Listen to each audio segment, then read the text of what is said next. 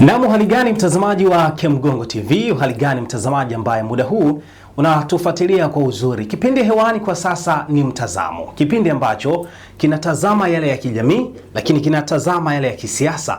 Usisahau pia hata masuala ya kiuchumi yanamulikwa hapa kupitia kipindi hiki cha Mtazamo. Na kualika kwa moyo mkunjufu kabisa, kwa sababu hapa kisima cha maarifa kipo cha kutosha.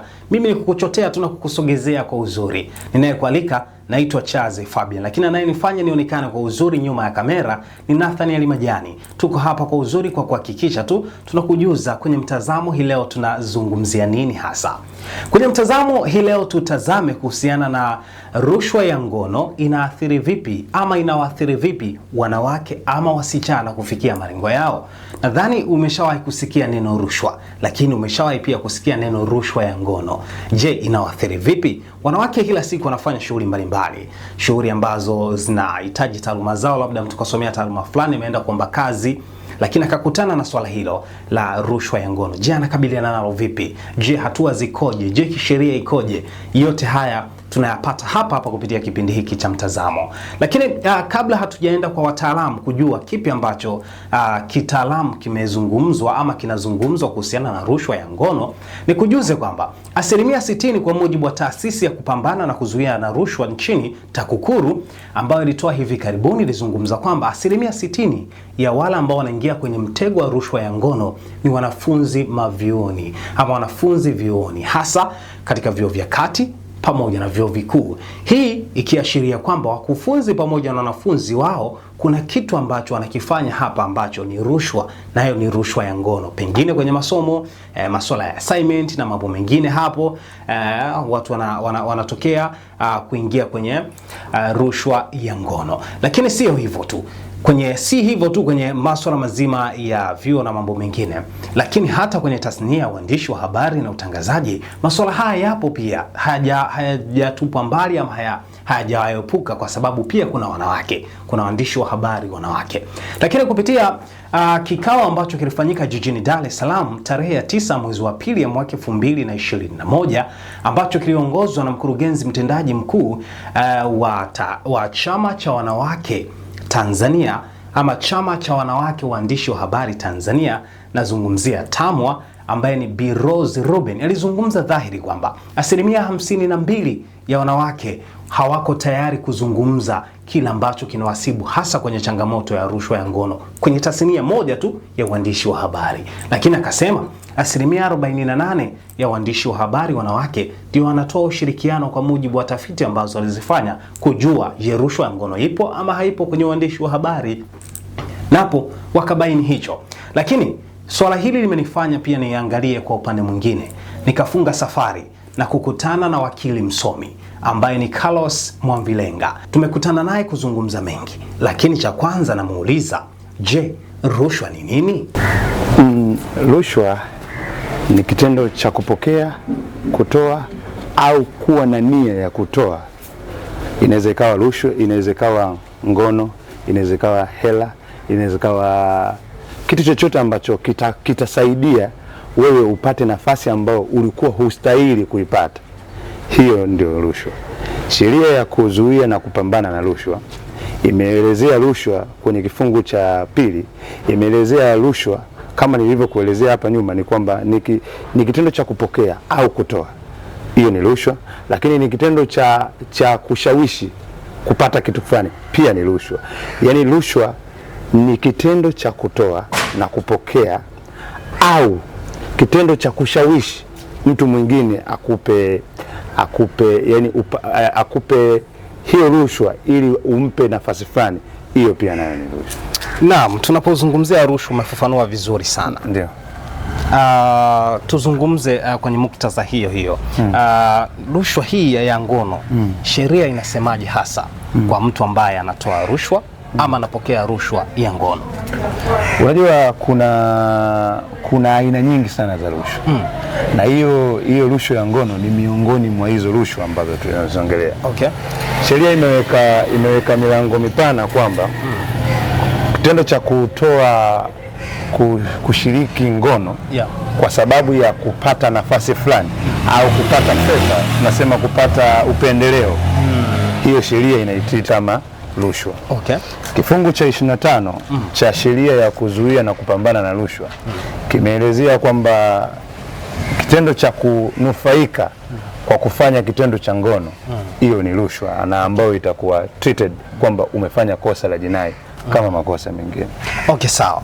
Ndio. Kwenye ofisi mtu ambaye labda tuchukulie bosi ni mwanaume, amemwomba rushwa mfanyakazi aliyekuja kuomba kazi ama ajira ambaye ni mwanamke, lakini katika kumwomba kwake wameelewana kwamba nipatie hiki nitakupa ajira. Hili bado litabaki ni kosa, kwamba hii ni rushwa ambayo inaingia kwenye sheria ipi hasa ambayo inawajaji hawa kwamba hawa wamefanya rushwa ama vipi? Okay. Unajua kwamba ikishakuwa rushwa tayari ni jinai. Ikishakuwa kwamba unanipa hichi kitu kwa sababu ya upendeleo wa hichi tayari ni kosa. Okay. Rushwa ya ngono haiangalii kwamba mlikubaliana au hamkukubaliana. Ndio maana nyuma nilikuelezea kwamba ni kutoa au kupokea. Yaani kitendo cha mwanamke yule hata angemshawishi bosi, yeye angekuwa amefanya rushwa ya ngono kwa yule bosi, na bosi kupokea naye amefanya rushwa. Ndio maana nilikwambia ni kutoa ama kupokea. Kwa hiyo rushwa haina kwamba ya makubaliano, kwa sababu tayari kitendo cha rushwa tayari ni jinai. Kwa haina makubaliano kwamba hata tukifanya tumekubaliana, ni mwisho wa siku ni rushwa ambayo imesababisha kitendo chenu nyewe kimesababisha haki ya mtu kupotea. Okay.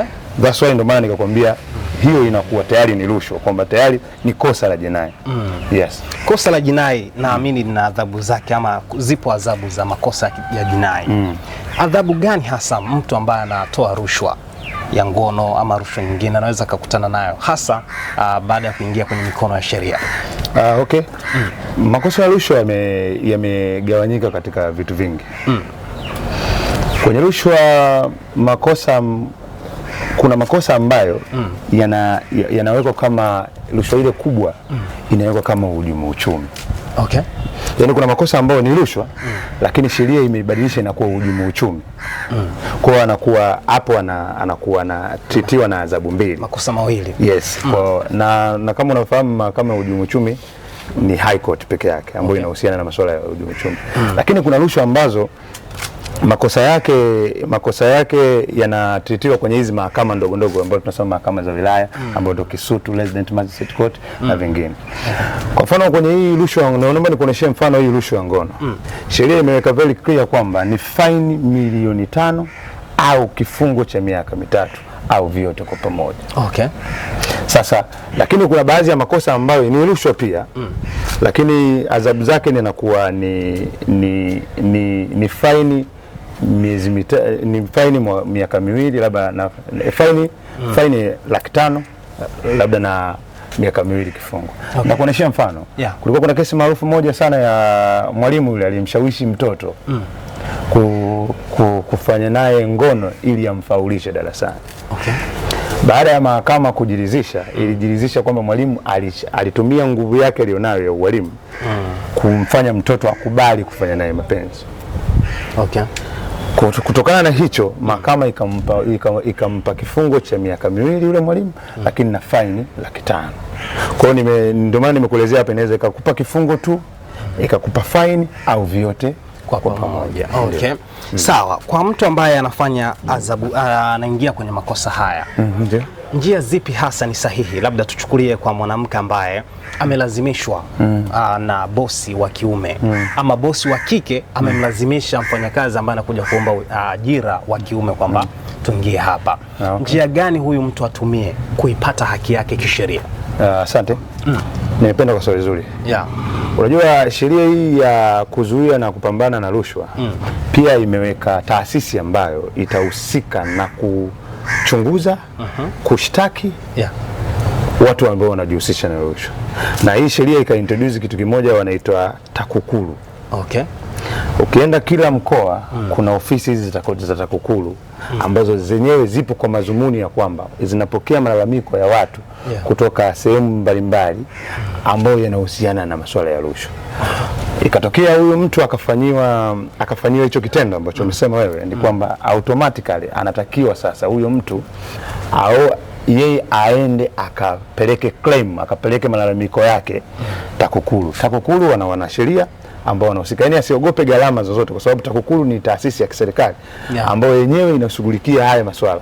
Kwa hiyo akienda kupeleka hiyo claim, TAKUKURU ina wanasheria ambao watachunguza hilo kitendo, lakini pia TAKUKURU itamsaidia kurepresent mahakamani, na yeye atakuwa kama shahidi tu wa kuthibitisha ile rushwa. Kama utakuwa na mtu wake pale. Yes. Okay. Yaani kuna wakili kabisa ambaye TAKUKURU kama taasisi itatoa na kila kitu.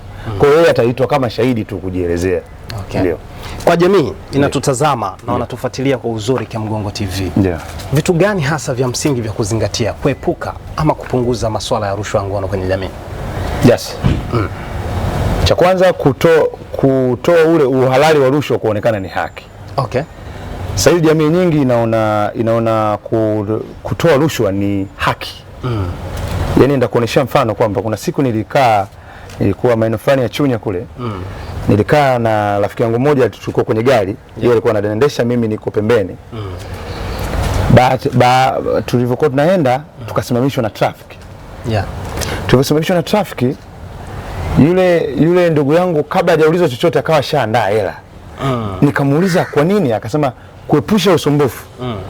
Nitoe tu mimi niende. Kwa anaibadilisha rushwa imekuwa kama haki yake, yani yeye kutoa ni lazima. Okay. Sasa ndio maana nikakwambia kwamba tuepushe kwanza first kuona rushwa ni haki. Yani kwamba mimi nisipotoa rushwa nimevunja haki, wakati kumbe kutoa rushwa ndio kosa. Okay. Naelewa. Kwenye masuala haya ya rushwa ya ngono, kwa watoto nadhani tungekaa tu wazazi waelimishe watoto wao. Ikitokea hichi kitu waende kuwashtakia, kwa sababu unajua mtoto ni mtoto. Lakini ikitokea hichi kitu unaweza kumshtakia. Mimi nishakutana na mtoto ambaye alinielezea matatizo yake ya masuala ya rushwa ya ngono. Lakini mazingira aliyonielezea ni hata mtu mzima ni ngumu sana kuruka. Okay. Ila labda angemshirikisha mtu mzima, angemshauri, angempa kitu. Yes, kwa sababu anasema mwalimu alimtongoza. Alivyomtongoza yule mwalimu, yeye akakataa. Huyo mwalimu alikuwa anafundisha biology. Okay. Alivyokataa, yeye akamtengenezea mazingira ambayo ya kumfelisha darasani. Unaona, afu yule ni mtoto. Tayari ameona biology alikuwa anafaulu, alafu anafeli. Afu walivyofeli siku hiyo alipigwa sana, walipigwa wote walivyofeli, yeye akapigwa sana. Kwa anatengenezewa mazingira ya kuvutwa kwenye hiyo rushwa. Kama kukomeshwa fulani. Yes. Baada ya kupigwa sana, baada ya wiki moja yule mwalimu akatangaza kwamba anatoa tuition kwa wale watu waliofeli. Okay. Maana yake tayari alikuwa anamuinclude yule mtoto kwamba naye atakuja kwa sababu sina mefeli kwenye kundi hilo. Alipokuja yule mtoto siku ya kwanza, ya pili akamwambia wale wengine wasije, lakini hawakumpa yule taarifa. Okay. Kwa alivyofika pale yule mtoto, mwalimu akamkuta akamwambia wewe unafeli sana, mimi nitakupiga mpaka nikuoneshe. Unakubali au ukubali? Okay. Yule mtoto kutokana na mazingira yake ya utoto aliwaza akaona hasa ya nini? Alikuwa anaishi na bibi na babu. Okay. Anafikiria hii nini? Ikabidi akubali. Kwa hiyo ndio huyu mwalimu akawa mtu wake wa kwanza kufanya naye mapenzi. Hasa huyu mtoto hakujua kama hata haki yake imevunjwa kwa kipindi kirefu sana, mpaka alipokuja kunisimulia. Mbona nikamwambia hivi, huyu mwalimu yuko wapi? Akamwambia hata saizi afahamu yuko wapi. Kwa hiyo ningependa kwanza first wazazi waelimishwe, si ndio? Okay. Yaani wazazi waelimishe watoto kwamba bana, ukiona mazingira haya hii ni rushwa. Lakini pia kwa sisi wa huku sasa, usikubali kutoa au kupokea. Nimekuonyesha mfano nyuma kwamba kuna mtu anaona yeye rushwa ni haki, kwamba anatoa tu. Unaelewa? Kwa hivyo Okay. Bana, ni kushukuru sana, naamini jamii imeweza kumakinika, imepata elimu pia kuhusiana na rushwa, lakini imepata pia njia gani muhimu za kufuata. Kushukuru sana wakili msomi, naamini jamii imeweza kufahamu mengi kupitia Kemgongo TV. Asante sana. Shukrani. Asante sana. Naam, tamati yangu ya mahojiano na Carlos Mwavilenga ambaye ni wakili msomi kuhusiana na rushwa ya ngono kisheria imekaaje, imenifanya pia niwaze upande wa pili. Je, mtu anayetoa ama kupokea rushwa kisaikolojia anaathirika vipi? Basi sio swala la kuumiza kichwa sana. Nimemtafuta mwana saikolojia ambaye ni Michael Staeli. Anazungumzaje kuhusiana na swala hili? Michael Staeli yeye ni mwana saikolojia, anatufumbua mengi zaidi. Na kwanza anaanza kwa kumuuliza, je, binti ama msichana ama mwanamke anaathirika vipi pale ambapo wanatoa rushwa ya ngono, hasa kwenye masuala ya kutafuta kazi? Athari ni kubwa na ni nyingi sana. mwanamke anapopitia kwenye hiyo kadhia anakutana na vitu vifuatavyo. Kwanza anakutana na msongo wa mawazo na wasiwasi. Hao waanga wanakuwa na hofu ya kupoteza kazi na kuonewa, hali inayomfanya kila wakati anajihisi kuwa anajihisi kuwa mwoga na mtu mwenye wasiwasi, hawezi kufanya maamuzi kwa sababu akikumbuka kwamba alipataje ile kazi na mtu mwenyewe ni bosi wake aliyefanya vile, wasiwasi wake unakuwa mkubwa sana anapokuwa kazini. Lakini pia inamwathiri kwenye kujiamini, anashindwa kujiamini na kujithamini, anajiona kuwa hana thamani au uwezo wa kufanya mambo, yani anajikataa. Lakini jambo lingine pia ni huzuni na mfadhaiko. Watu wanaopitia kwenye vitu kama hivi wanakuwa na hisia kubwa sana za kukata tamaa na kujilaumu au kukosa furaha kazini na maisha yake kwa ujumla, kwa sababu huyu mtu anajiona kwamba kama nimefanya hivi sina thamani yoyote. Kwa hiyo anakuwa na huzuni na mifadhaiko ya mara kwa mara. Lakini jambo kubwa ambalo linatokea pia ni pale ambapo wanakuwa na hasira, aibu na kujihisi wenye hatia. Umewahi kufanya kazi na mtu ambaye umefika tu kazini bila salamu, bila chochote, yeye yuko juu, yaani ni kama mtu uliyesimama mbele yake ni uliyemfanyia kitendo ambacho anahisi kila mtu anajua. Yaani anakuja na hasira. Yaani anakuja na hasira kubwa sana kazini. Na wakati mwingine inaweza ikapelekea athari mbaya zaidi, kwa sababu anaichukia hadi na kazi, anachukia na mazingira ya kazi, anakuwa anapunguza motisha na utendaji wa kazi.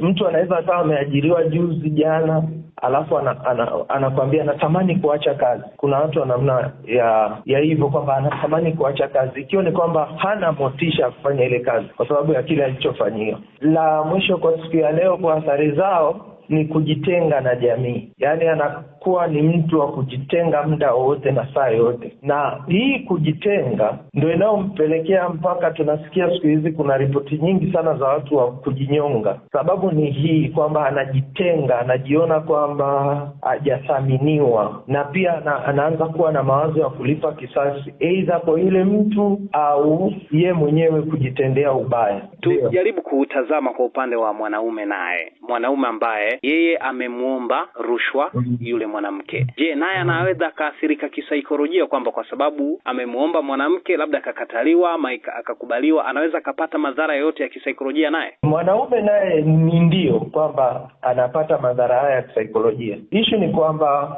yule aliyeombwa na muombaji mwenyewe anapata. Kwa nini? Kwanza kisheria ni kwamba kuomba au kulazimisha ngono ili kutoa huduma, kisheria ni kwamba ni mnyanyasaji huyu mtu. Siku akija kugundulika kwamba amefanya kitu cha namna hii, anaweza akapoteza kazi, thamani yake ikashuka, unajua? Lakini pia kimaadili huyu mtu atakuwa hayupo kwenye maadili yale anayotakiwa kuwa nayo.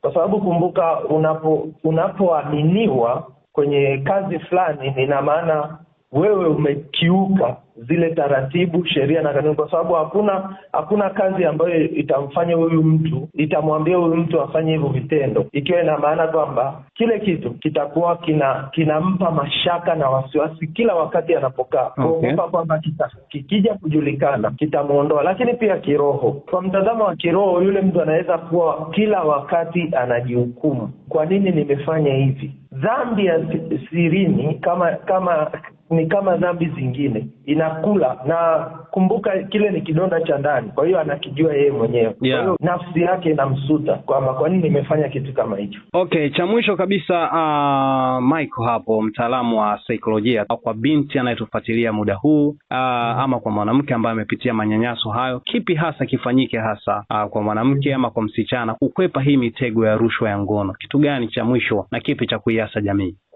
Kuwa makini na vile ambavyo anaenda kuomba hizi kazi. Unajua viashiria huwa tunavionaga, na binti na wanawake wengi huwa wanaonaga viashiria vya rushwa ya ngono. Kama atafanikiwa kuona viashiria vya namna hiyo, ni vema yeye kuvikwepa mapema kuliko kwenda kuvikabili akijua kwamba ni kwa sababu natafuta kazi. No, haitakuwa imemsaidia sana kupata kazi, na anaweza kweli akapata kazi, lakini madhara yake ndani yake mwenyewe ni makubwa, kwa sababu utu wake ni wa muhimu sana. Hii rushwa ya ngono ni kama kidonda cha ndani ambacho kinaumiza akili, kinaumiza moyo na kinaondoa thamani ya mtu. Kwa hiyo kama kinaondoa thamani ya mtu, ni lazima yeye mwenyewe ahakikishe kwamba thamani yake ndio kitu kikubwa cha kwanza katika kutafuta kazi. Yaani atunze thamani yake. Asikubali kuambiwa kwamba hii ni siri yetu au ni mara moja tu. Hapana. Hii inaweza ikawa siri kweli, lakini ndani yake haitakuwa siri, kwa sababu yeye ndo anajua nafsi yake. Na kama tunavyojua, wanawake wengi wanapenda sana kujihukumu. Sasa kwenye kujihukumu kule ndo kule kutakapompelekea kujitenga na jamii. Na akijitenga na jamii, wazungu wakasema an idle mind is the workshop of the devil. Kwa hiyo kule anavukaa anafikiri, ndio yale mawazo sasa mengine ya kujiua, kujidhuru au kulipa kisasi na kuwadhuru wengine vinatokea. Ni vizuri kujilinda kwa kurekodi anapoenda kufanya interviews, labda kama aliambiwa asiingie na chochote kinachohusiana lakini kama alipewa uhuru wa kuingia. Na mimi sidhani kama ukiwa pale kwenye interview yule anayetaka rushwa ya ngono atakwambia pale, ina maana atakutafuta kwa siri. Kwa hiyo kule anapokwenda kukutana naye, kutakuwa vizuri sana kama atakuwa na hivi vitu, anarekodi, anafanya nini kwa ajili ya kujilinda. Ni vizuri sana kulinda thamani yake na kuangalia kile kinachopasa. Lakini pia cha kuongezea ni kwamba kila jambo ni kumtanguliza Mungu, kwa sababu yeye ndo anajua kazi gani itamfaa na namna atakavyompigania. Akishaelewa kwamba Mungu anatoa nafasi, hata akinyimwa kule, hata hangaika kutoa rushwa ya mwili wake.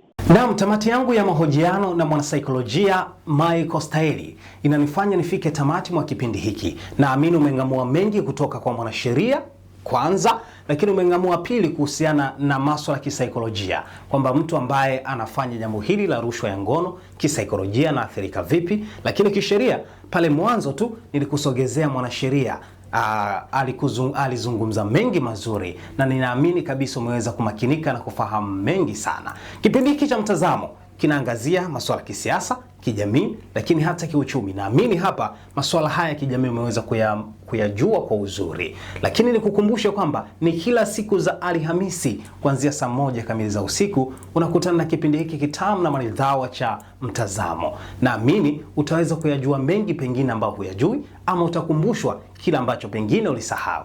Kwa niaba ya mwenzangu Nathaniel Majani ambaye alikuwa nyuma ya kamera, mimi ni Chazi Fabian. Tukutane juma jingine na mada nyingine tamu na kemkem. Salia nasi, naendelea kutuamini na kutufuatilia. Maisha ndani ya Dodoma kwa sasa yamerahisishwa na 5G Hotel. Hoteli ya kisasa yenye vyumba vikubwa na vyenye mazingira tulivu na salama kwa muda wote. Breakfast ya bure, huduma ya chakula na vinywaji, DSTV, Azam TV na free wifi. Lingine kubwa ni kwamba njoo na gari lako, kwani parking ni ya kutosha. Tunapatikana Dodoma Kisasa, karibu na Alberto Pub. Kwa maelezo au mawasiliano zaidi, piga simu namba 0794120002 ama 0715693006 au tembelea mitandao yetu ya kijamii kote tukisomeka kama 5G Hotel.